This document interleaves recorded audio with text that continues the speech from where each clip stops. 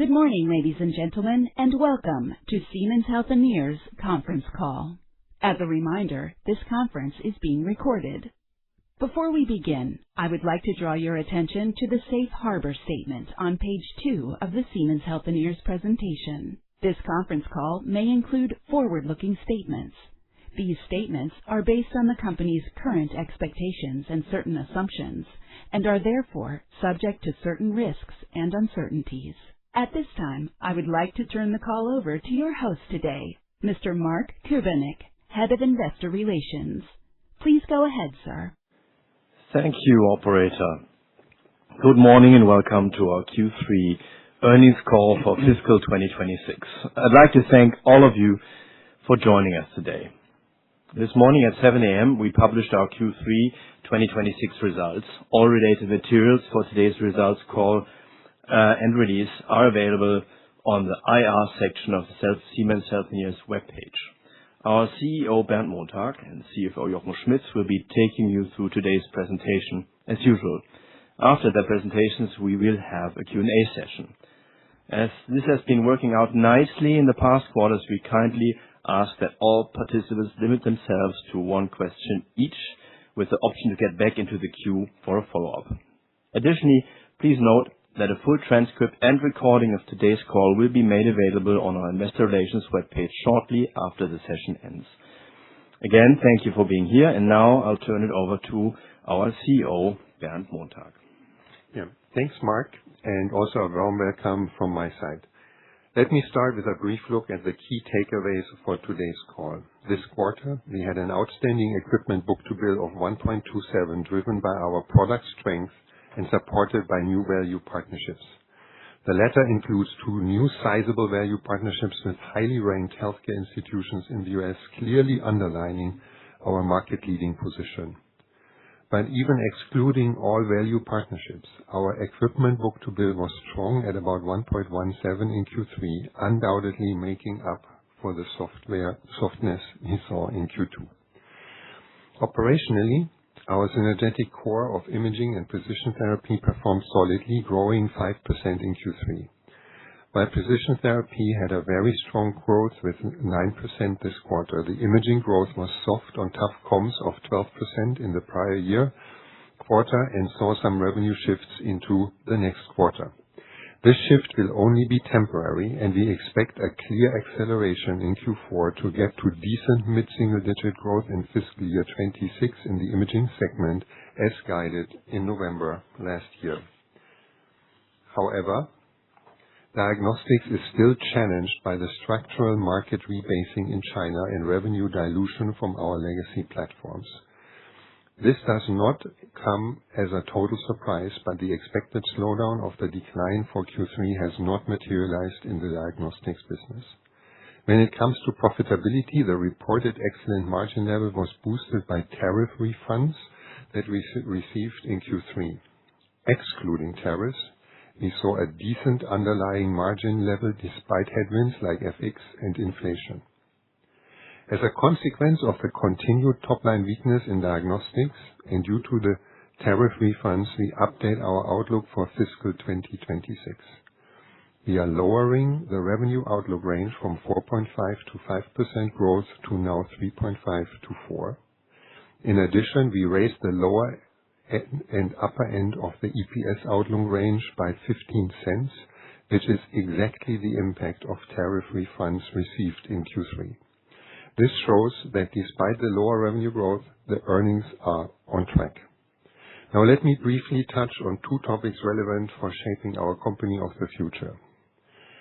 Just this week, we are showing great developments at ADLM, the biggest trade show in the diagnostic space, with very promising customer feedback paving the way for future growth. Also, let me share a brief update on the upcoming deconsolidation by Siemens. This deconsolidation is the final step in a journey that started with our legal separation 10 years ago. We are well advanced with our preparations for the spin and in very constructive discussions with Siemens AG. We are on track with our refinancing preparations as well as the discussions regarding remaining shared services and IT infrastructure. Having said that, now over to our latest value partnerships. We are very proud to announce that we have entered 2 large partnerships with highly renowned institutions in the U.S. Those partnerships are in total very sizable, altogether amounting to several hundred million euros in terms of equipment order intake. Let me start on the left-hand side of the chart. We are further strengthening our 35-year-long relationship with Cleveland Clinic, one of the leading healthcare systems in the U.S. We are moving to the next level of cooperation with a new 10-year strategic alliance. For Cleveland Clinic, we will not only be the provider of multiple imaging and therapeutic technologies, but also jointly develop a state-of-the-art theranostics cancer treatment program. We also signed a multi-year value partnership with Vanderbilt Health, a nationally recognized top-tier academic medical center. In this partnership, we will also serve as the provider of advanced technology for diagnostic imaging and radiation oncology. In addition, this close collaboration will empower healthcare innovation through scalable AI uses in radiology, personalized medicine, and workflow automation. In essence, both partnerships underscore 2 things.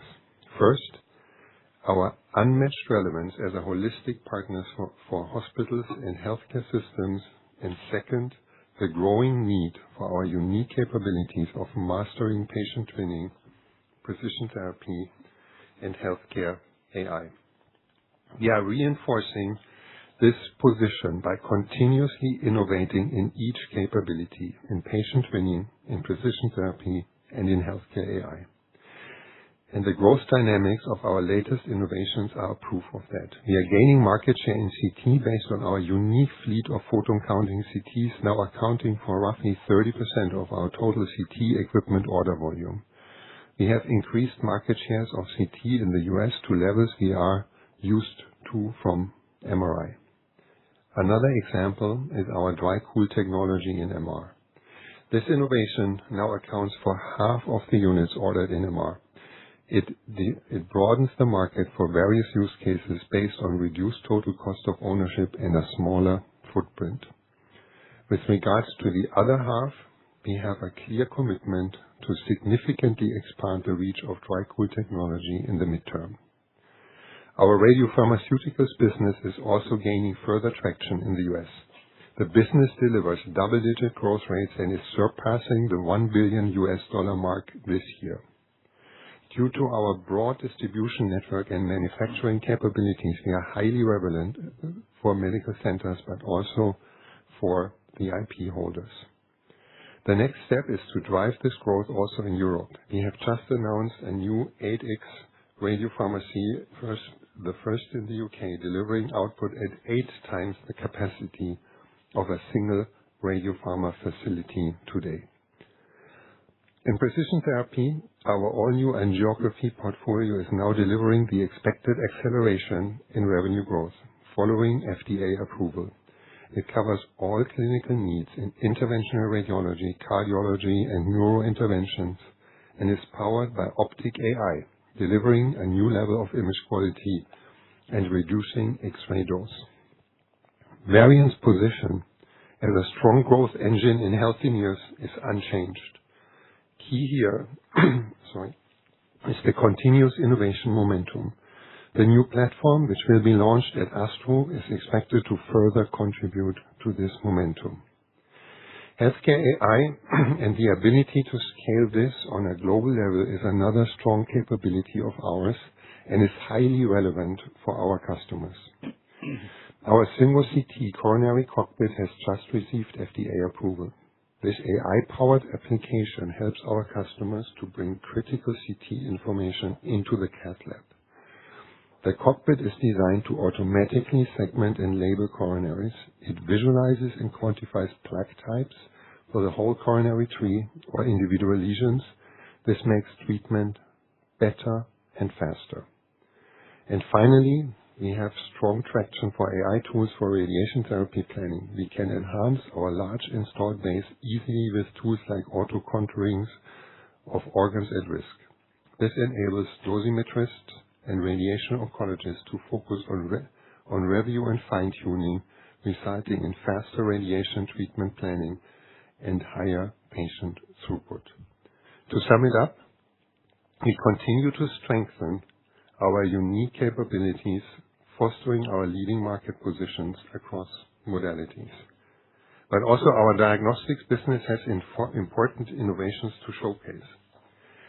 At this year's ADLM, the biggest trade show in this space, diagnostics launched Atellica Forte, an evolution of our proven Atellica solution chemistry and immunoassay platform. The Atellica Forte series represents meaningful innovation, reliability, and progress, while also reinforcing continuity, confidence, and investment protection across the Atellica systems portfolio. It comes with a new digital architecture, the integration of AI agents with new productivity features, and expands patients' access to care with diverse sample types from venous blood to urine and even fecal samples. And now with innovative low-volume sampling options and integrated capillary workflows. Atellica Forte can run 24 assays with CE-marked capillary claims, including a comprehensive metabolic panel using as little as a finger stick of blood, and an industry's best. Adding capillary capability helps core lab scale testing offerings easily and using existing infrastructure. This offers clinical labs greater patient reach and access to more testing volume without requiring expensive healthcare specialists. However, we are not only upgrading our analyzer, we are also focusing on clinical relevance by expanding our competitive diagnostics menu in the area of brain health. Our blood-based Alzheimer's research assays and a CE-marked NFL assay for multiple sclerosis now under FDA review. We are building a comprehensive biomarker portfolio to help advance earlier detection, monitoring, and understanding of neurological diseases. With the updated Atellica platform and the great set of brain health research assays, the diagnostics team is clearly differentiating from peers and improving its competitiveness. Now let me briefly summarize the quarter before Jochen will run you through the financials in more depth. The revenue growth picture is broadly unchanged compared to the second quarter. The synergetic core is performing well, especially having in mind strong comps in the prior year quarter, while diagnostics suffers from the market rebasing in China and from revenue dilution from our legacy platforms. In terms of comparing quarters, the equipment book-to-bill in Q2 was clearly a weak spot. We committed to this recovery in Q3, and I'm very happy that it did more than that. The outstanding equipment book-to-bill of 1.27 is a documentation of our continued strength in the market. The 5% growth in the synergetic core was driven by a strong precision therapy quarter, which itself saw the strong swing back to growth of advanced therapies, as flagged. Imaging posted softer growth this quarter. However, this is not a fundamental topic, but a temporary topic of comps and shifts. The tariff refund supported a very high profitability this quarter. Excluding tariffs, we had a decent margin level despite low absolute conversion and year-over-year headwinds from FX and inflation. The contribution from tariff refunds was 490 basis points in imaging and 350 basis points in precision therapy, respectively. In diagnostics, the continued year-over-year decline was expected and well flagged. The extent of the decline, however, higher than expected. Nevertheless, diagnostics achieved sequential margin improvement, quite decent, especially considering the missing conversion. Jochen will now guide you through the financials, and with this, over to you. Thank you, Bernd, and good morning. Let us start with the financial performance of the imaging segment in Q3. Imaging posted soft growth this quarter due to tough comps of 12% in the prior year quarter and due to some revenue shifts into Q4. Consequently, we expect a clear acceleration of the imaging growth in Q4. I will give you more color on the sequential acceleration of the imaging growth later in the call. The imaging margin benefited from tariff refunds in Q3. Before refunds, the imaging margin was at 21.6%, below a very strong prior year quarter with 23.7% margin. Last year's margin was additionally lifted by the shift of a government grant last year from Q4 to Q3. Considering the low absolute conversion from softer growth in this quarter, the imaging margin shows a decent profitability level in Q3. Now over to Precision Therapy. Our Precision Therapy segment showed growth in all its businesses, Varian Advanced Therapies and also ultrasound, led obviously by Advanced Therapies. As expected, Advanced Therapies showed strong momentum due to the launch of the entire angio platforms, which started to ramp up throughout Q3. On the bottom line, the Precision Therapy margin benefited also from tariff refunds. Before tariff refund, the Q3 margin was at 14.1%. Looking back, similar to imaging, we saw very strong margins in the prior year quarter based on a very favorable mix. Year-over-year foreign exchange was an additional headwind, yet the Precision Therapy margin declined only slightly after the strong prior year quarter due to conversion from strong growth. And now let's complete the segment run through with diagnostics. In diagnostics in Q3, we saw a continuation of the year-over-year revenue and margin decline.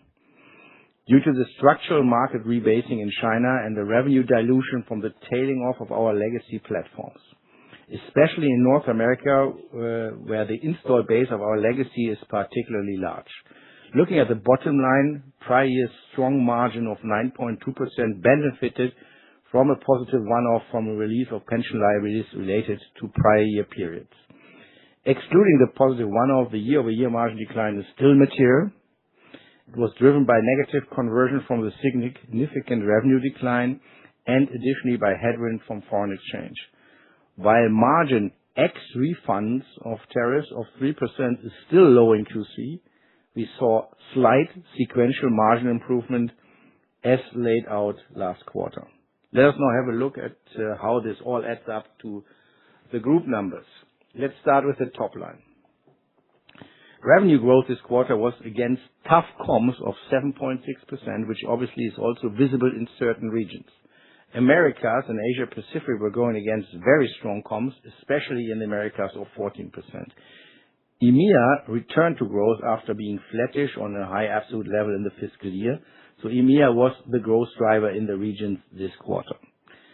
China was down by 10% this quarter. On the one hand, diagnostic in China continues to decline due to the structural market rebasing in China, and on the other hand, the synergetic core in China declined against very tough comps of mid-teens growth in the prior year quarter. In absolute terms, the revenue in the synergetic core is over the years sequentially flat, in line with our assessment that the Chinese equipment market is currently muted, yet relatively stable at a low level. Now let's have a look at the earnings momentum in Q3. Earnings this quarter benefited from the tariff refunds. Excluding the refunds, we saw decent profitability of 15.4%, despite soft growth in the quarter, and despite ongoing headwinds from foreign exchange and first impacts from inflation in the supply chain. In the year-over-year comparison, next to the tough comps in revenue, we also had very good segment margins in the prior year quarter. In imaging and Varian from very good mix, and in imaging and diagnostic from positive one-offs in the prior year. Finally, the valuation of share-based payments linked to Siemens AG shares had a negative year-over-year effect on this quarter. However, this quarter is the very last time we see an effect from this, as we have changed the mechanism now. On EPS, there are two significant distortions in the year-over-year view.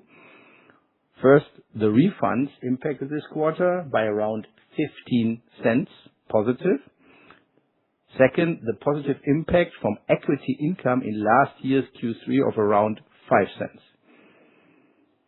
Highlight, cash in absolute terms amounting to over 1 billion euros, also benefiting from the tariff refunds. The cash conversion rate was very good with 1.12, driven by strong cash collection and not by the refunds. The tariff refunds have a cash conversion rate of, so to say, only 1 based on the cash-based accounting treatment of the matter.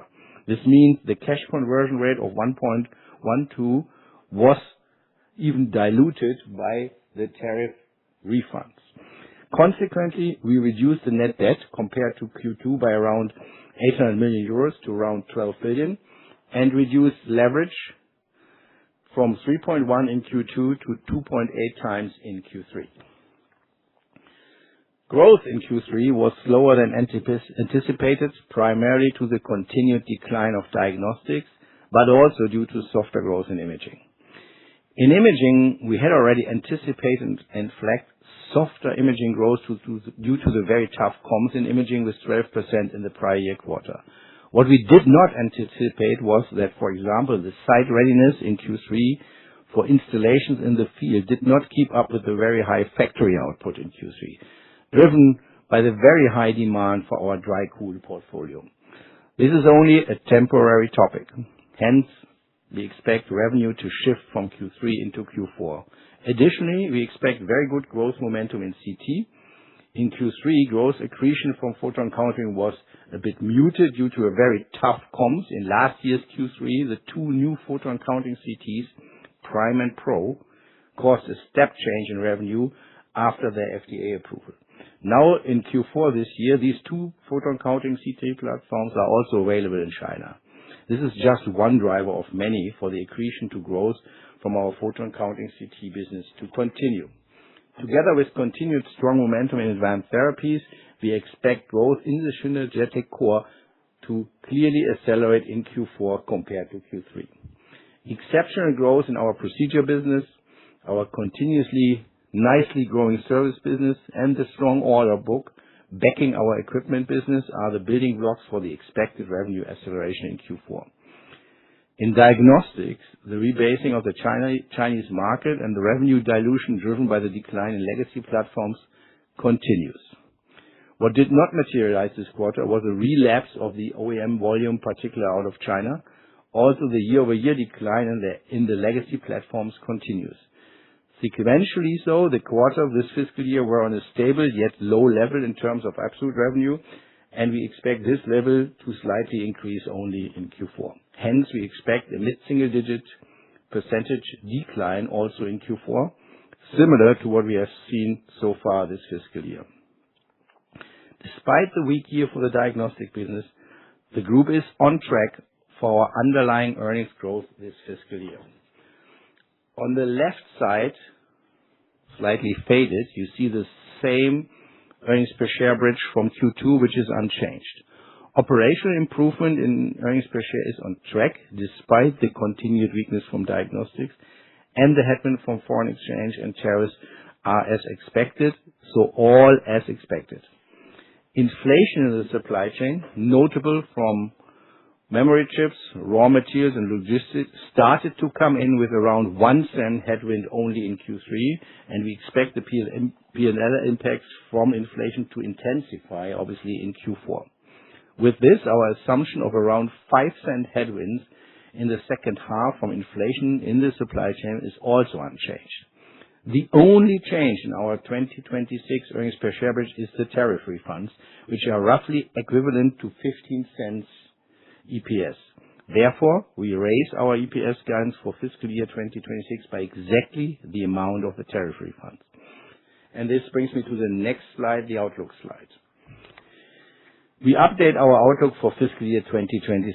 We lowered the revenue growth guide to 3.5 to 4%, primarily due to diagnostic revenue not recovering in the second half of this fiscal year. As outlined before, the slower than expected revenue performance in diagnostic is due to the rebasing of the Chinese market and the revenue dilution of the decline in legacy platforms. For adjusted earnings per share, we raised the guide to be between €2.35 and €2.45, so the EPS range is raised by the tariff refunds, which amount to around 15 cents in EPS. Thereby, the underlying EPS range remains unchanged due to the fact that the synergetic core is well on track.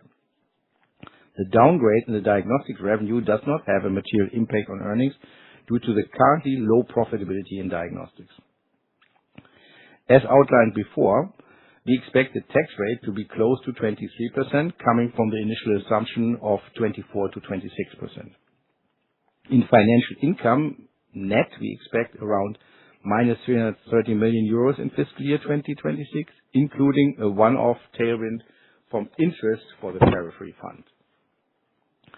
Let me also update you with our latest view on Q4. As outlined before, we expect a clear acceleration of revenue growth in the synergetic core, with imaging accelerating into the higher single digits and precision therapy continuing growth in the higher single digits, maybe not fully at the 9% level of the current quarter.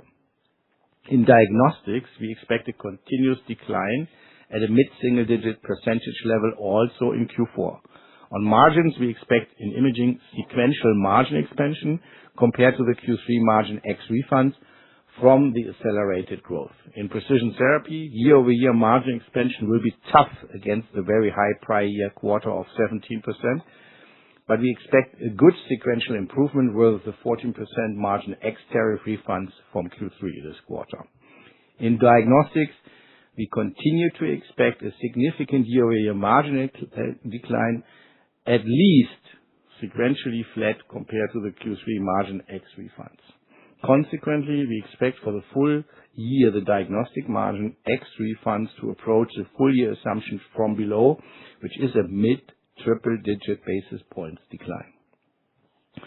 Now that we have updated you for fiscal year 2026 and our upcoming Q4, let me now share some of our current expectations regarding already known impacts for the next fiscal year 2027.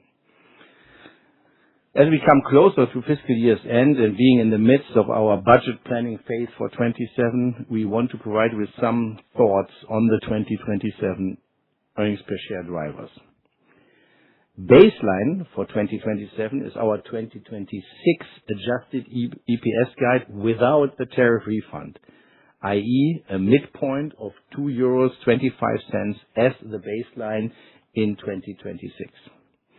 On our last Capital Markets Day, we committed to double-digit EPS growth year-over-year over the midterm.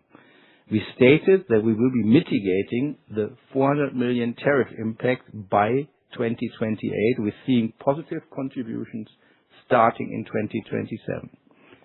The mitigation measures, as indicated, will not ramp up in a straight line. The 400 million mitigation will be somewhat back-end loaded. Now, what changed since the Capital Market Day is that additional inflation in the supply chain became a material macroeconomic headwind, especially in memory chips and certain raw materials, and also in logistic costs. Currently, we would assume that the inflation headwind in fiscal year 27 will be roughly offset by the mitigation ramp for tariffs in 2027. While we are at the topic of headwinds in 2027, let me point out some other more technical effects that we already know today. The tax rate this fiscal year is expected to be closer to 23%, coming from our initial assumption of 24 to 26%. We do not expect this low level to be sustainable, so we expect a normalization towards the normal tax rate of 24 to 26. In financial income net, we previously pointed to minus 340 million in fiscal year 2026. With the tariff refund, we also received a refund for interest, so we now expect around minus 330 million for this year. From this 2026 level, we see three main effects next year. The refinancing at higher rates that we did in March 2026 will annualize next year. Early next year, another loan is due to be refinanced at higher rates. The higher financing costs from higher rates will be partly offset by a decreasing loan volume from organic deleveraging. In total, we would currently expect financial income net to decrease, meaning becoming more negative, by a mid to high double-digit million euro number next year from the basis of the minus 330 million this year. The refinancing is expected a normal course of business. This is not related to the deconsolidation by Siemens AG.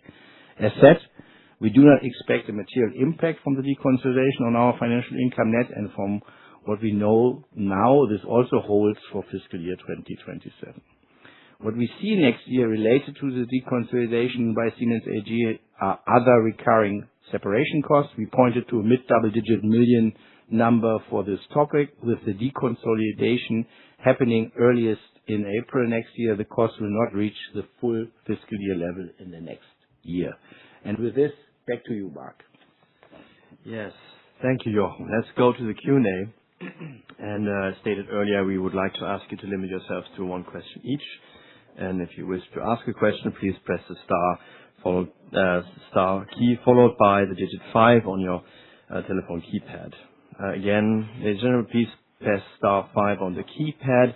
And for transparency reasons, I will just kind of now give you the order of appearance of the first three callers.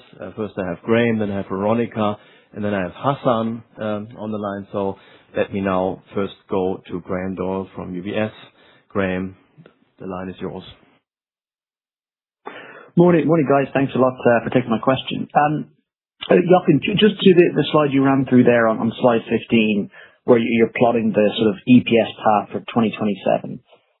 Is it fair to kind of contextualize that and say, with all the information you have today in terms of inflation and the macro, that you consider this to be the kind of a prudent or conservative view in terms of what you can deliver? And maybe just push that slightly further. Are we looking at that chart and thinking mid-single digit EPS growth from the sort of clean base is a sensible starting point for next year? Thank you. Yeah, Graham, thanks for your question. Obviously, we try to be as transparent as we can, based on the current planning status we are in, and therefore we provide this slide. When I look at it, I think this is I would say, a very complete picture based on what we know today. That is always, I would say, the disclaimer. We don't know what we don't know. And I would see it the following. If you really want to base it out, I would say we start with €2.25 as the baseline for 2026. And I would consider us to be in the position to show net of all the effects, growth from the 225. How much we need to see as we walk our way through the planning phase. This is really, I would say, baseline.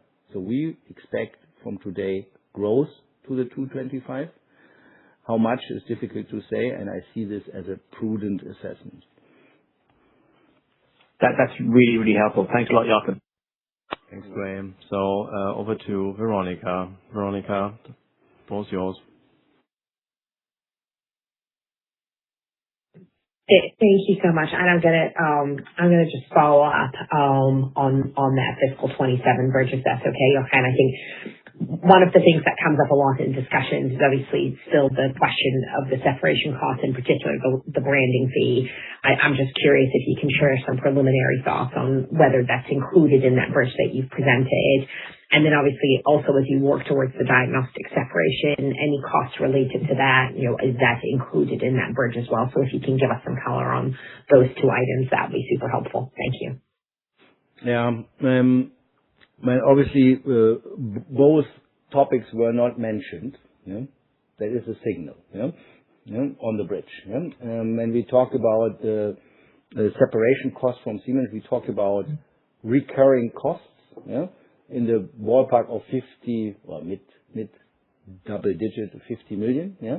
This does obviously not include any branding fees. And based on the current assumptions and the discussions we have with Siemens, which are very constructive, we don't expect to have a branding fee in the coming years.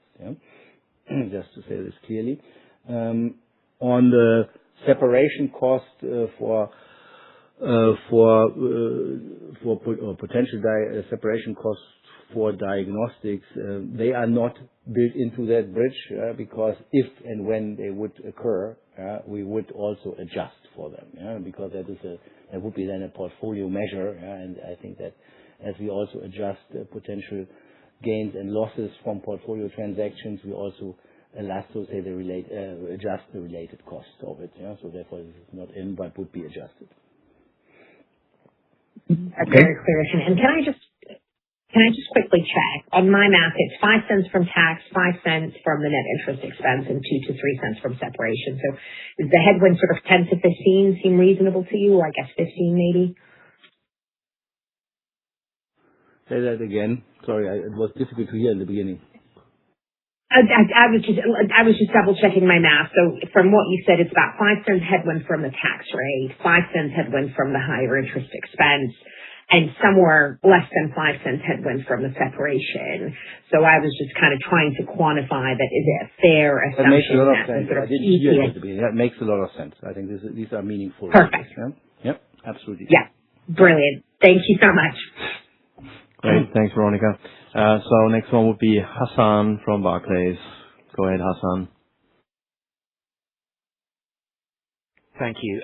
Good morning. Another follow-up on the helpful bridge. Can you quantify the impact from inflation as it relates to tungsten and memory costs into FY27 at current spots?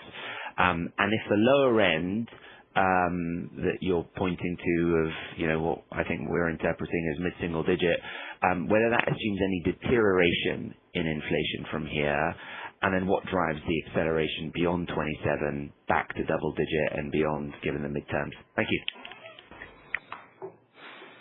Yeah. On the tungsten side, I think that is also a volatile topic.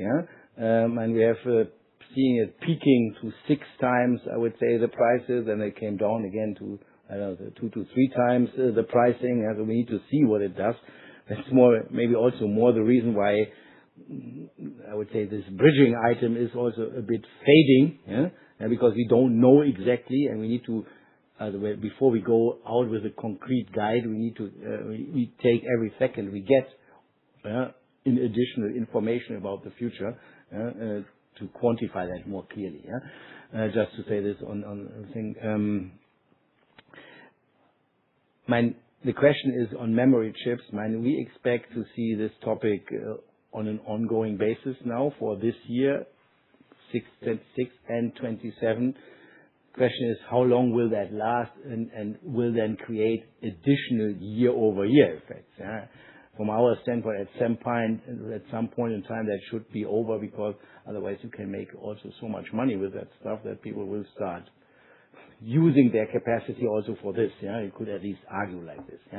Therefore, when this starts to normalizing and again, then we should not have this headwind anymore on a year-over-year basis, and then we should see, I would say, the operational, the underlying profitability improvement in the business showing up as the net EPS growth.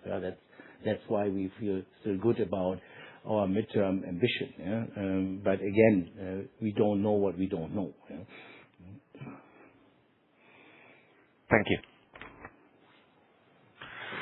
Is that clear, Hassan? It is. Thank you. Okay. Then next 3 people on the line would be first Julien Dormois, then Julien Roder, and then Olli Reinberg. So I'm starting with Julien from Jefferies. Yes. Hi, good morning, Bernd. Good morning, Jörn. Good morning, Mark. Thanks for taking my question. Probably more of a high-level question, and you obviously signed 2 high-profile partnerships this quarter, but we also had some mixed messages, I would say, from hospitals in the U.S. about procedure trends and that sort of stuff. So just curious how your conversations are going with U.S. hospitals these days. Do they seem a little bit cautious for the second half and maybe for 2027? And the question would also extend to Europe. We start to hear a bit more about potential healthcare reforms, also hitting hospitals at some stage. So just curious how your conversations are going with your customers. Thank you. Thank you, Julien. First message is certainly that when health systems like Vanderbilt and Cleveland Clinic, commit to such substantial partnerships, it shows that they feel very comfortable with where healthcare is going and how central the role of imaging interventional techniques, of radiation oncology in cancer treatment are, and to what extent what we do helps them to make their systems more efficient also. Yeah? The debate is also very much about how can we support them doing more with less, how to live in a world with staff shortage, yeah, in a world also where it's clear that productivity is, to some extent, even if that is not a very medical term, yeah, is the name of the game, yeah, and that is why also the demand for our equipment is so robust, yeah, because I mean you came from the procedure angle. The other angle is the productivity angle, which is needed, yeah. And our systems help to exactly make a system deliver high quality care in the most efficient way. When it comes to procedures in terms of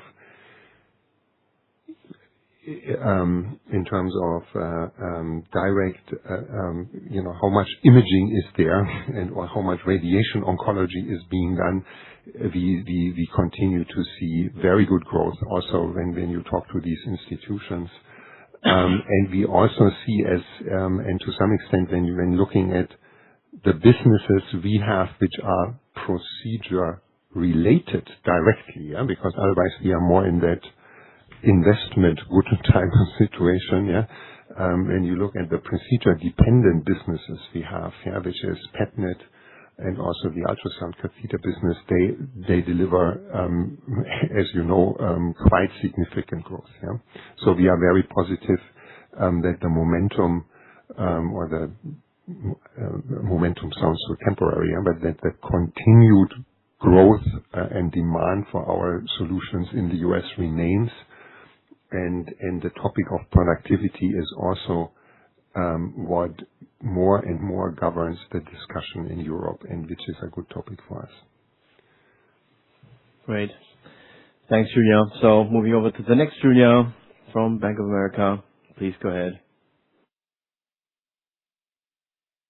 Hi, good morning. Thanks for taking my question.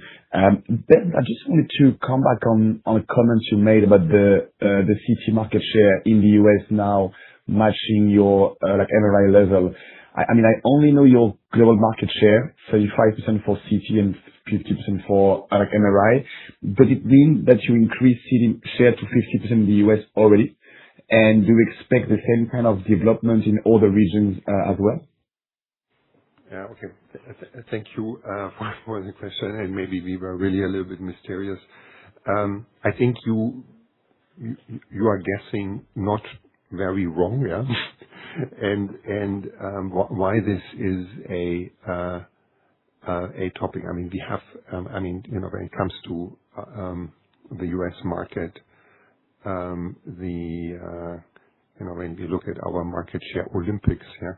MR stands out traditionally, and followed by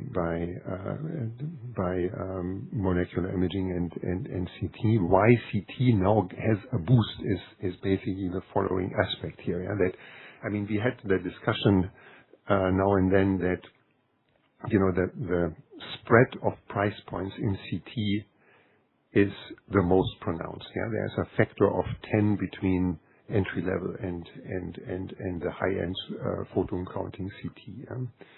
And being a clear market, a super strong market share is basically only possible. Yeah, when you really have super strong differentiation across the entire product line. Yeah, which is the case in MR, where it's from the nature of the technology a bit easier.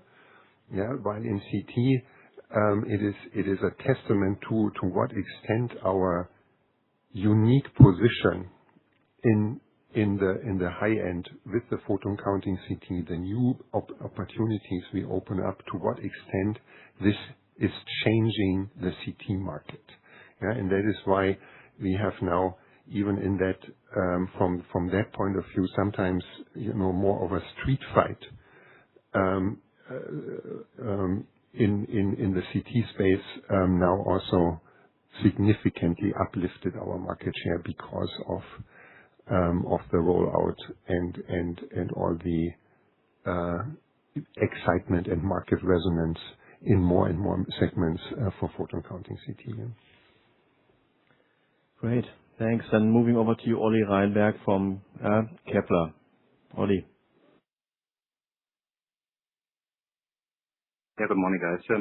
I just wanted to discuss a bit more in detail the kind of imaging performance. I mean, Q3 was softer. You don't see any kind of change to the full year guide. Can you just give us a bit of a feeling like how significant has been this kind of shift from Q3 into Q4? And also, what is your visibility on the kind of Q4 performance? And probably if you allow any kind of chance for a sneak preview next year, can you just talk about the pull and pushes that we have to consider when thinking about imaging growth for 27? Thank you. Yeah, Olli, thanks for the question. I think it's a justifiable question, fully. First of all, when we talked about the Q3 at the end of Q2, or when we announced Q2, we said we were referring to the tough comms. We were also in the podcast referring to a mid-single digit and deliberately said 4 to 6. Yeah, it was clear that this will be not necessarily a quarter where we can think about the 6% we have shown in the first 2 quarters. That was clear. Yeah. And then when you look at the shift, when we ended up now with about 2.5% growth in imaging, I think it was 2.3 to be precise. Yeah, and this is 1.5% below 4. Yeah, and that is maybe also what you could envision as the shift. Yeah. So 1.5 is 75 million, or a bit more, 75 to 80 million. So it's a big number, but also not a big number considering, so say, the big numbers of imaging in general. Yeah? And again, looking back to how we guided imaging for the year, we said mid-single digit, and then I got a bit pushed on. Is that really 4 to 4? Does it really entail a 4? And then I think we clarified and said decent mid-single digit, and said, okay, that means it's 5% plus. Yeah, that's what we said, and we feel well on track to get there. Yeah, yeah? And I think I don't see necessarily a change in the growth trajectory for imaging also in the coming years. Full stop. Yeah. Yeah. Thank you. Clear, Olli? Yeah, thank you. Thanks. Then the next 3 in the line would be then David, Adlington, Aisha, and Hugo. So David Adlington from JP Morgan, please go ahead. Good morning, guys. Thanks for the question. Maybe I just thought give you the opportunity to touch on China and what you're seeing there, both on the diagnostic side, but also imaging, given the latest discussions around centralized procurement.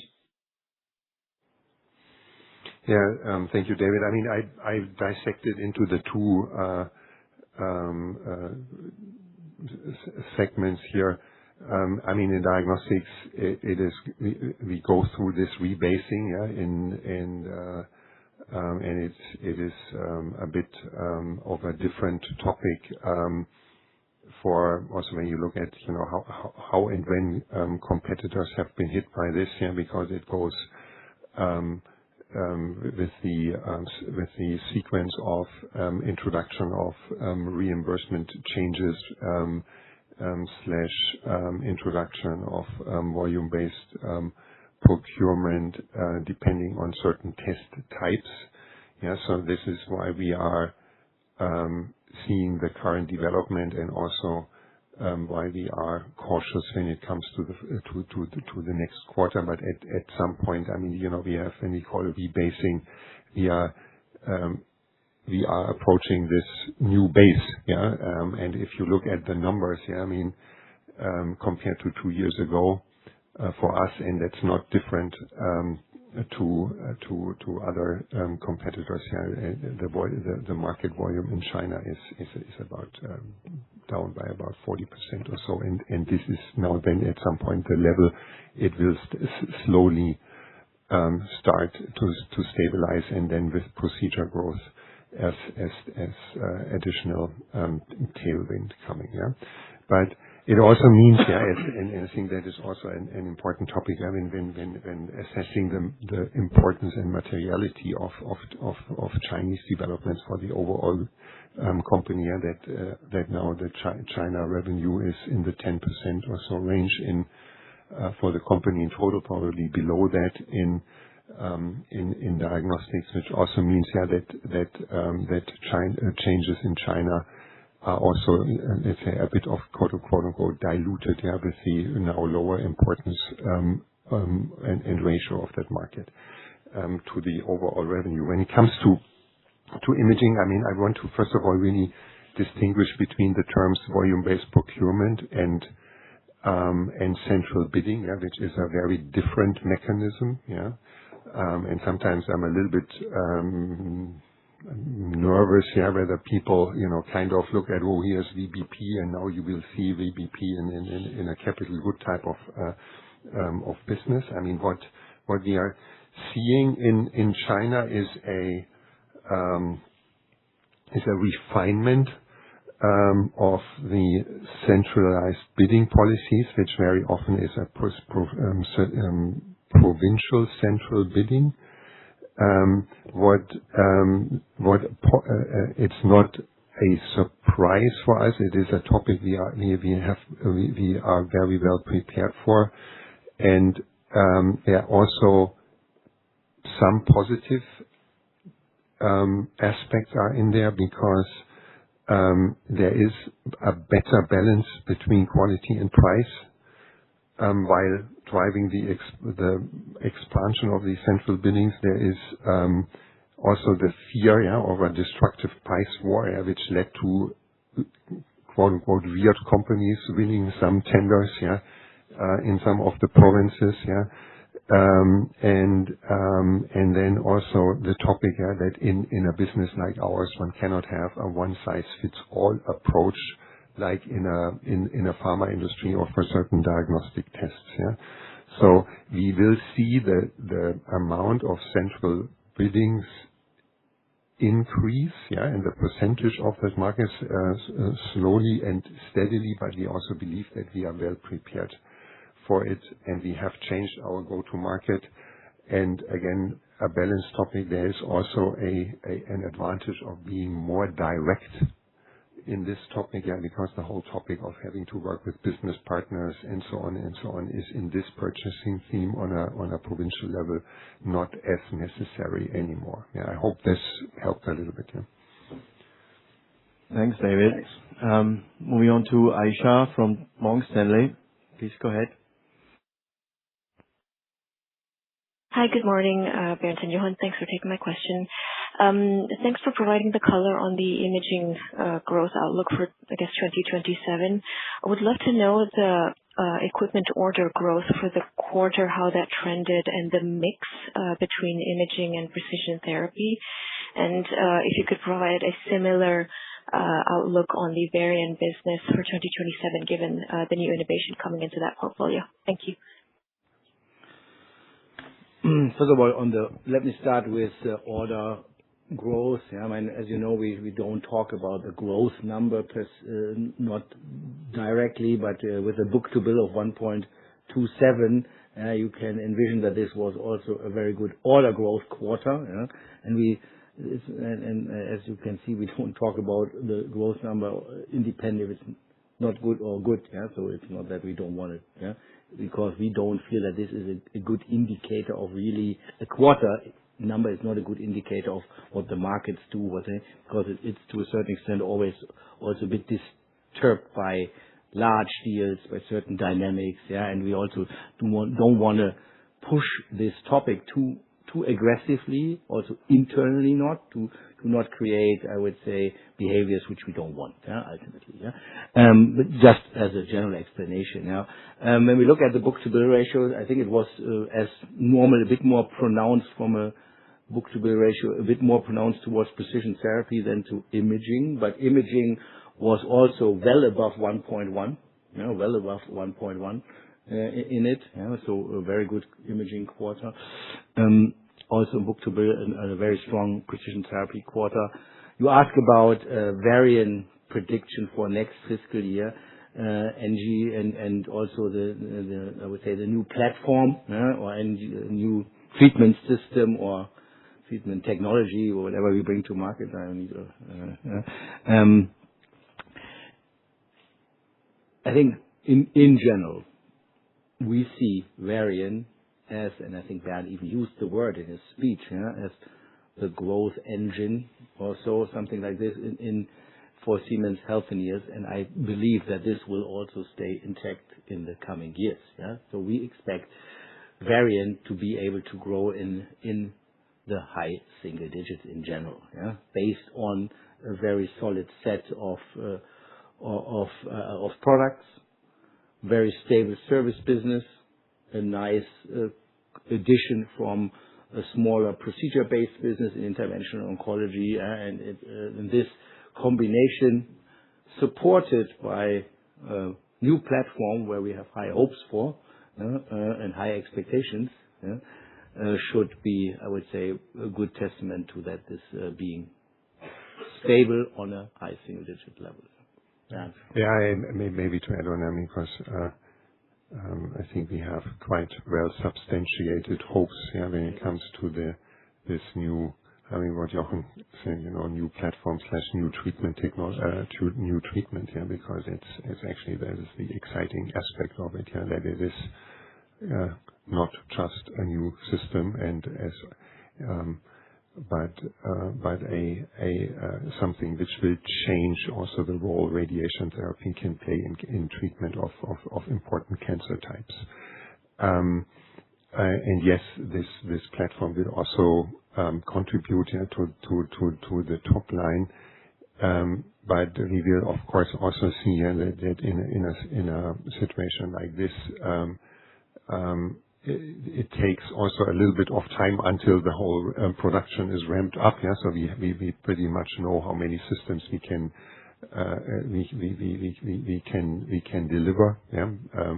And it will definitely be less than the market demand on the one hand, but on the other hand, we have a very, very good order backlog, and good orders, good order momentum.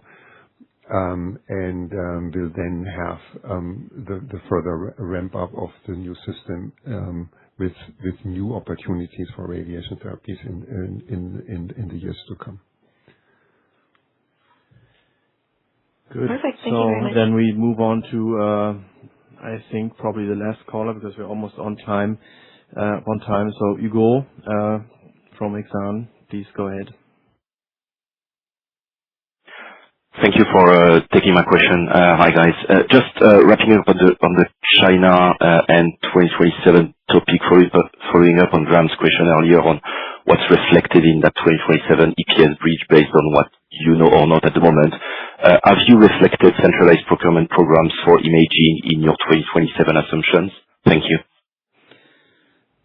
Should I start? Okay, first of all, the announcement we saw, and we were very clear about this also to the market, we saw a few weeks ago, was, I would say, was fully anticipated by us. Actually, our anticipation for this year was that the central bidding in imaging would accelerate quicker than it did, because obviously the government was still organizing it well, and therefore it took a bit longer. Therefore, the percentage of orders which go via central bidding was lower than our initial assumption, and everything which is mentioned in the announcement which came out is not a surprise. Maybe only, I would say, the particular statement of that it is that they want to find the right balance between, I say it now in easy words, between quality and price, is a positive, let me phrase it, because it was not necessarily assumed that this will show up in an official announcement, which I think is a positive. Therefore, we have baked into our plans for next year the central bidding as laid out there, so that's not a surprise. And I think we will also not deviate. When we go out with a concrete guide for next year, we will not bank our guide based on a recovery in China, which we have not seen clear signals for. So we will keep that strategy in place. But that does not mean that we deviate also from our general assumption that over the midterm, we should see this market come back to more mid-single-digit growth rates over time. But maybe not next year, as long as we have not seen a shift here. Okay? Thank you very much. Good. Well, that brings us to the end of our call today. I'm totally aware there were a few people more in the queue. We'll make sure that either the team gets back to you quickly or you get a premium spot on Monday's sell-side breakfast for your question. So just to close it up and get your heads to some events coming up, we'll be at Astro and we'll be facilitating investor meetings as far as we have slots. And also, obviously, at RSNA in December, we will be there and facilitating management meetings and booth tours. So if you want to take part in this, either go via a broker of your choice who's already there or directly to us, and we will try and make it happen. And beyond that, of course, we have our IR program coming up with virtual roadshows and some conference participations in September. Hope to see you then or hear you. Bye-bye. Stay safe. That will conclude today's conference call. Thank you for your participation, ladies and gentlemen. A recording of this conference call will be available on the Investor Relations section of the Siemens Healthineers website.